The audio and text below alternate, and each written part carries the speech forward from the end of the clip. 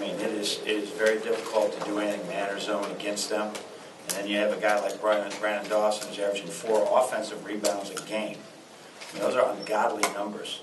And they certainly have a kryptonite for what we could do today and with both games this year. So they're really playing at a high level. I think you all look at them and say they're going to be very good down the stretch in February and March because they have really good players, they have a really good coach, they got a great system, and they certainly showed that today. Brendan? John, the shooting numbers and whatnot from Michigan State, how much of it was just really good execution versus defensive breakdowns on your part? Well, I mean, they got an awful lot of basket layups. I mean, 62%. I mean, you know, it might have been a little bit closer game. Price came out and hit those threes to start the game. But they, you know, sometimes there was 2 plays or something, all of a sudden the shot clock's going off and they're laying it in because guys just went and did something. I can't explain what we do sometimes when we just leave a guy or 2 guys guard the same guy. But I think a lot had to do with just Dawson. If there's a miss, he puts it in, so that's 50%. And he did a tremendous job of that. And we had some breakdowns, and then our transition defense was much better than last time. But they got away from us in the first half with a few breakdowns. Coach Denzel Valentine only had 6 points. Clearly, you guys were focusing on stopping him. Would you talk about that? Well, but he makes so many other things. He made us have to change what we're doing. He's 6'5" or 6". He gets in the ball screen. He sees everything, and we had to change the matchup. He was going to pick us apart because of the way he sees the floor. This is rare that you have a big guard like that can see the way he sees and then shoot threes. So he had 6 points. They had 80. So sometimes it's not him scoring the points, it's the assist or the assist that leads to the assist. Nick? John, over here. Jordan and Glenn and Nick were back tonight. Nick and Glenn, you look at those guys, is it bittersweet for you at all? I mean, you're in the situation you're in here and they're supposed to be juniors. I mean, Is that tough? I mean, just everything that's going on here? I think when you look at them, really happy for them, and I hope they have incredible long NBA careers. But it's an opportunity for some freshmen to play early. But it wasn't the plan. But when the plans change, and we have to adjust. So I'm not bitter. It is sweet for them. We just got to retool again.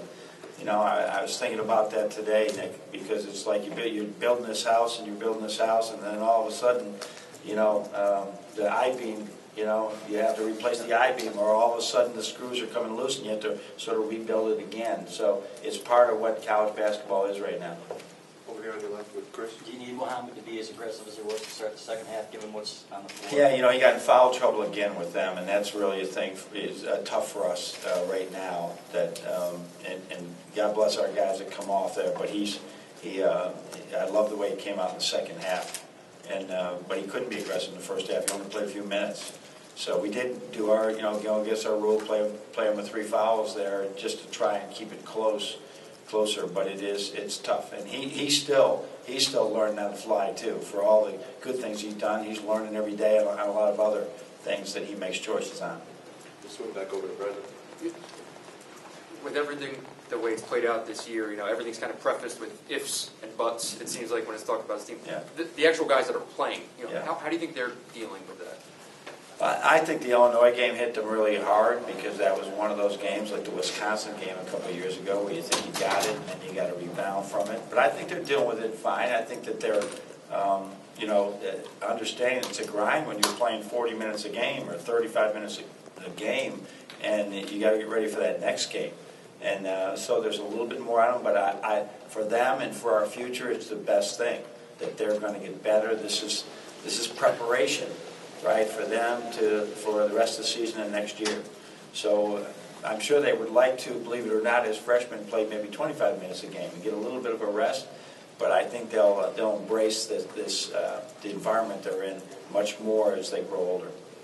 Over here to Sam right in the middle. Talking about Rock and Aubrey, Mohammed said he notices that the more tape, the more minutes he's played, the more he's on tape, and he sees the defense adjusting a little bit. Yeah. How do you get them to adjust to those adjustments that the defense is showing? You know, I don't think it's about that right now. I think it's about, when you're catching the ball, catch it with balance, have good shot fakes, go right. They do have, go to your right or go to your left, have a move and a counter move offensively. But then defensively, we got to continue to, you won't see that first dunk that they got with Costello. You haven't seen that particular action. It's a Horns action, it's a wide Horns action. We haven't seen it in two or three games. And they do a little bit of, we touched on it, but boom, nobody was there, dunk.